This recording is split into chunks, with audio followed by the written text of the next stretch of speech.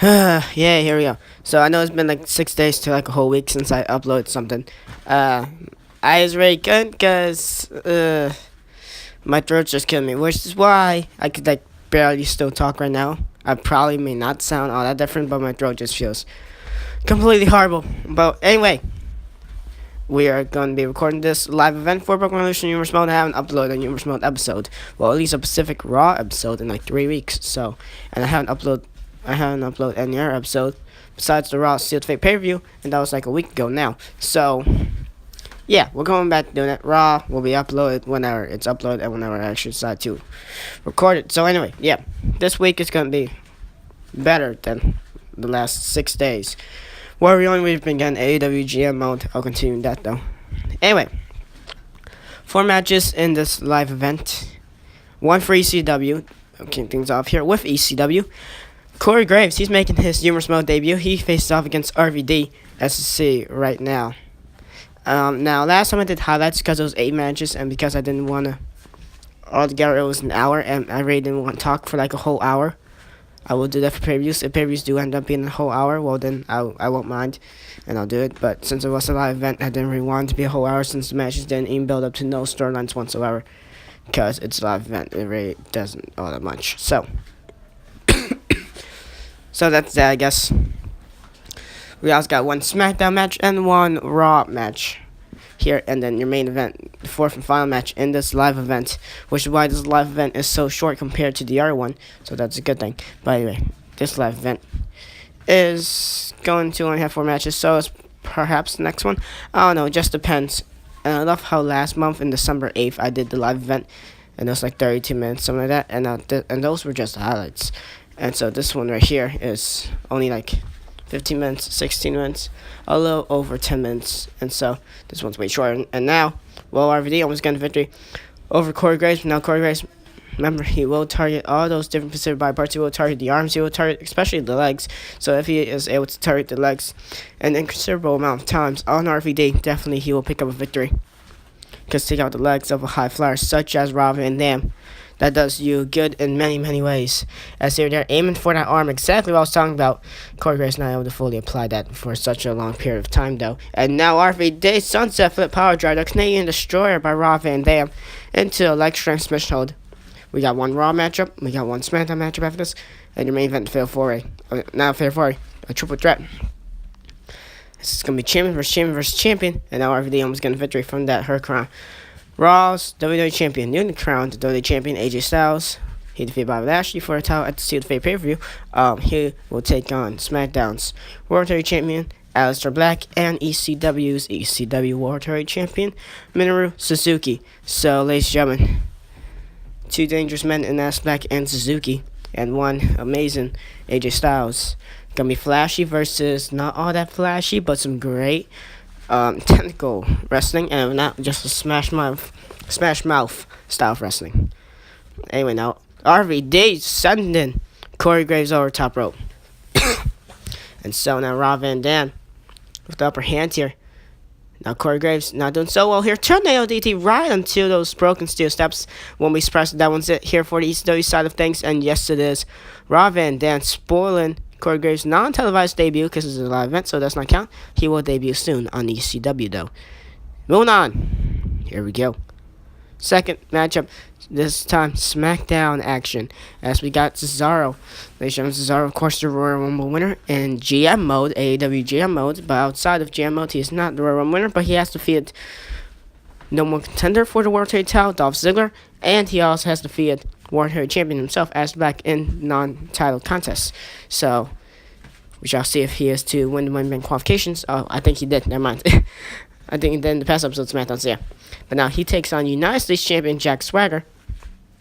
Jack Swagger, of course, the second ever United States Champion in Universe Mode. First ever United States Champion was Hiroshi Tanahashi, who defeated Austin Aries twice, both of which were by countout. Both of them got counted out, and so that's how Tanahashi retains the championship in the pay-per-view in Week 6, and in the rematch in the next episode after that No Surrender SmackDown exclusive pay-per-view. So that's how that went. And Austin Aries, of course, in Week 8 in the Live from MSG, joined Brandon Ross SmackDown in the ECW exclusive pay-per-view. He did answer the Triple Threat Open Challenge where there was only one open slot, and he answered that one. And the other two filled slots, which were already confirmed, was champion Hiroshi Tanahashi, challenger Austin Aries. And so Jack Swagger ruining the flow right there. Swagger, United States champion. Austin Aries not too long ago won the number one contenders match for the United States Championship, so he will have another opportunity. Once again, he's been the only man to have opportunities for that United States Championship to not win. Well, of course, the only other man has been Jack Swagger, and he won. And he has won. Anyway, so Cesaro takes on Jack Swagger, your United States champion, in non-title action here for SmackDown's side of things, as Cesaro has had impressive showings against champion champion Aleister Black, and challenger for the World Heavyweight Championship Dolph Ziggler. And he has won in both his matches, so that's that. And right now, both of these men on the outside ring. Now, if you think about it, these men could have history if you want to date it back to their All-American thing, their whole tag team they had. Well, yeah, I completely forgot the name, but the All-Americans. No, that's Jack Swagger. The Real Americans, some of that. I can't remember their name. I can't remember their tag team name, but of course, that being inaccurate since Cesaro is from Switzerland, so not necessarily all that accurate. Swagger, he is actually from America, I'm guessing. Is he really? I'm not even sure. I better. Not gonna bother to look too much into it. So we shall see if Cesaro is to win this match. He is already inside the Money in the Bank ladder match that will have an event for in week 13, and we are up to week 13, so that will be the next pay-per-view we see after we've done every episode of Raw, SmackDown, ECW, and Superstars. And now Cesaro has him up, neutralizer, onto the United States champion Jack Swagger. Swagger, he's gonna get counted out here. Cesaro definitely will be happy about that. And now his signature symbol body slam to Swagger, just deadlifting him. Swagger on count 9 here. Cesaro spamming the count, and Antonio Cesaro gets another victory against another champion. This time the United States champion, Jack Swagger. And so, ladies and gentlemen, Cesaro, another impressive showing in AEW GM mode and in Humorous mode. Anyway, now, Raw side of things. And ladies and gentlemen, this is going to be a good one. You all know why? Because this is going to be a number one contenders match. I don't know why I said it like that, but I'm hyped about this. Fatal 4-way to see who becomes the number one contender for the Intercontinental Championship. As we have Chris Sabin, the tag team partner for current Intercontinental champion Alex Shelley. He is going to face off against Big Cass, Silas Young, and this man right here, the AEW United States champion in Humorous mode, where he won that from Adrian Neville. Once again, AEW is separate from Humorous mode, but he's got mentioned that there are two alternate universes and they're sometimes combining. I'm not sure. Anyway, fail for action. Here we go. Imagine if we have Chris Sabin versus Alex Shelley, more machine guns, one-on-one thing, seemed like for the Youngsters Championship, dating all the way back to Genesis 2008 or 2009. That was a great match, won Chris Sabin to win. And I've mentioned this match before, I feel like, so I'm not going to say anything about it this time. But now Big Cass, he hasn't really had much luck. Of course, we've put him in multiple matches since I've created him in Humorous mode. We put in multiple matches. Most of his matches have been against New Japan Pro Wrestling legend Misawa Misawa, and I believe Big Cass has lost most of his matches against Misawa.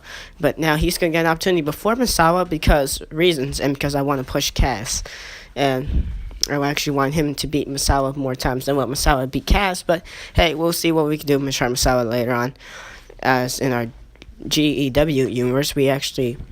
Misawa actually got a chance at the Universal Championship against Kenny Omega, but we'll mention that since GEW is about to be a year old in like April or May, and that was something I wish that I could continue. Wish I really could. I really could if I want to, but nah. This is a fresh restart. We never finished GEW. Anyway, now Silas Young on the other hand, he's been somewhat impressive. And by that, I mean he's just a wrestler that I really want to push very bad, like Big Cass. Because Silas Young, he's been having his own rivalry with Sami Zayn. He lost to Sami Zayn very quickly in the Sealed Fate pay-per-view, where whatever match type it was. I believe it was just a normal, regular one-on-one match type that the wheel spun, and Sami Zayn easily defeated him in like a minute, and so Silas Young not having an impressive run there. But his debut match against Brian Cage, who also was having a debut match, Brian Cage just forfeited against Silas Young, and so that was kind of weird since Brian Cage is like big, tall, muscular. His matchup against Jack Swagger and Championship Wrestling from Hollywood, I saw that recently. I really like that. I'm starting to watch Championship Wrestling from Hollywood on like Fight TV, and so that's good. I only see like one episode, and the matchup I enjoyed the most from the episode I saw, which has been the latest episode, I believe. And if not, well, I'll have to check back. But it has been Jack Swagger versus Brian Cage, and that was the first round match. And now Sami Zayn with the victory roll here, almost picking up an easy victory right there. That's why it's called a victory roll. Get it? Yeah, that was meant to be a pun, but okay, there. Well, ladies and gentlemen, start placing your bets in this matchup. I guess I see her there. Chris Sabin went flying, and big Cass, big boot right to across the face of Sami Zayn, and there goes Cass from Silas Young, the last real man on earth, only one standing. Well, not anymore. Sami Zayn is, and Silas Young almost gets the victory for wrestling for Chris Sabin. Sabin has been showcased all that much, to be fair, and so hopefully. Since I do like Chris Sabin more than Alex Shelley, and to me, Chris Sabin is the better member of the Motor City Machine Guns than Alex Shelley in real life. Well, at least to me, because I like Sabin more than Shelley, and so that's just being biased, I guess. Anyway, now Chris Sabin off the dropkick, he has pinned the Big Cass. Chris Sabin going on. He's gonna be the number one contender for his tag team partners. Intercontinental Championship. He's going to face off against Alex Shelley at whatever time we actually have that matchup. So, yay. That was good. What a dropkick from Sabin as well. Sending Big Cass flying. Silas Young not noticing, trying to pin his rival, Sami Zayn. Trying to get one up on Zayn. And Zayn has already gotten multiple one-ups on Silas Young, to be fair. So, that's that. Anyway, now, triple threat action. Here we go, ladies and gentlemen. WWE Champion AJ Styles for Raw. Coming out here. As you see right there, he did lose his AEW Championship in the Elimination Chamber pay-per-view. In GM mode, I'm not going to mention who won it. Let's just say it was a Steen-worthy night. Now, if you know what I'm saying, well, then I easily spoiled it for you. So, yeah, and if you don't know what I'm saying, well, then you're an amateur at knowing independent scene wrestling, and you're an amateur at knowing wrestling in general if you don't know that. Anyway, triple threat action, here we go. Minoru Suzuki, a simple punch right to Hazard's back. Suzuki versus Black easily. We could just have a one-on-one matchup between them, and that would easily be good. But since I wanted to incorporate Raw vs. Smackdown vs. ECW in here, that's what we're doing. And I see right there, Suzuki is going flying off the kick-up from AJ Styles. That's why he's phenomenal. And on a phenomenal one, trying to just take down the master of Black Mel. Not fully doing so much good job. I see right there that water bottle exploding. For some apparent reason, just stinging the eyes of all three competitors. For some apparent reason. And now AJ Styles, he's trying to figure out how to do it. I thought he was going to jump off the ring or something. Nope. Has Aleister Black and reverse suplex. Nicely done by AJ Styles. And now Suzuki and Styles, they're renewing something here. They've had an awesome match in like 2013, 2014. That was good. You know, I only saw the highlights. That was still good. Because I don't have New Japan Pro Wrestling World. I'm not going to lie, I don't have it. I don't want another subscription. I already have a subscription. I already have a subscription to the WWE Network. If you want to count Fight TV as a subscription to like Ring of Honor and other independent wrestling promotions besides PWG, because they only have like interviews with like PWG stuff, and the only one I could find was the Young Bucks when they were in PWG, which they still are, I guess. But yeah, that's that. And so I guess you want to count Fight TV as like a Ring of Honor type network, since that's the most viewed one, I guess, because the most popular independent wrestling promotion in there. Then I guess you could count that as a subscription. You know, you don't have to pay money. You have to pay credits. Anyway. And then, well, there you go. The leaping flow over through bulldog type from Aleister Black to both Styles and Suzuki. Styles not feeling that. Well, he's just going to get punched in the face. And will counter into a stunner. Countering that German suplex. The German suplex attempt from World Heavyweight Champion Aleister Black. Let's review. AJ Styles, the new WWE Champion for Raw. Aleister Black, he's been the World Heavyweight Champion. He's the first ever World Heavyweight Champion. And he's still the World Heavyweight Champion for SmackDown. And Minoru Suzuki, the third ever ECW champion for ECW. And now Suzuki almost getting an easy victory against Aleister Black there. So, and spin punch from Black. Gonna have one here. No. What a discus form. Nice spin punch there from Master Black. So I have a subscription to the network, so that's some WWE content. Fight TV, that's some Ring of Honor content, and some Championship Wrestling from Hollywood content. I guess since that's like the only thing I watch, I mostly just watch Ring of Honor and binge watch since I'm like too lazy to like watch it every week, I guess. And so I binge watch like 3 weeks worth of it, I guess. Anyway, now Suzuki, he's gonna pin AJ Styles. Simple shot right there, sending Styles flying right into the steel guardrail. ECW World Heavyweight Champion Minoru Suzuki representing ECW. He pins the new WWE Champion of Raw. He pinned AJ Styles. And SmackDown's Aleister Black, the World Champion. He's not been having all that much good stuff lately. Ever since he won the championship back in week 6 in the SmackDown exclusive No Surrender preview in that triple threat, where the title was vacant. He hasn't been having all the much good stuff lately. Not to mention he did lose to Cesaro in a non-title contest. But then again, Cesaro also defeated Dolph Ziggler, so Cesaro proving why he deserves a world title opportunity, but he's gonna get one at Money in the Bank. Well, in the Money in the Bank ladder match at the Bound for Glory pay-per-view, where Ziggler also gets his opportunity at that World Heavyweight Championship of Aleister Black, so that shall be a good one. What else? I don't know what was that noise. That was like my throat was acted weird. If you heard that, weird noise, my throat is acted completely weird. Okay. Anyway, I'm dying here. Anyway, not to mention Aleister Black also lost to NXT champion Mr. Perfect. The NXT title belongs on both Raw, SmackDown, and ECW. NXT is just for any superstar from there.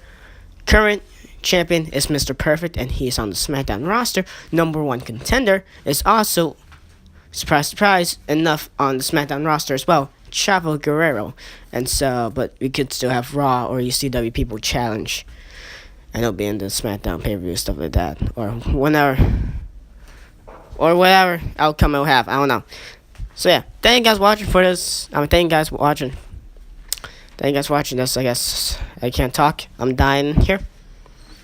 Could barely talk. I don't like this at all. Raw will be uploaded whenever I actually bother and try to actually record it, I guess. I have the match card down for both Raw, SmackDown, and ECW, and like a week's worth. And by week's worth, I mean 2 episodes worth of Raw, SmackDown, ECW, and Superstars. I'm not fully sure on the Superstars part, but... And the whole match card for the SmackDown exclusive Bound for Glory pay-per-view is also fully done as well, so that's good. Anyway, thank you guys for watching. Catch you on the next one. Goodbye. My throat is killing me.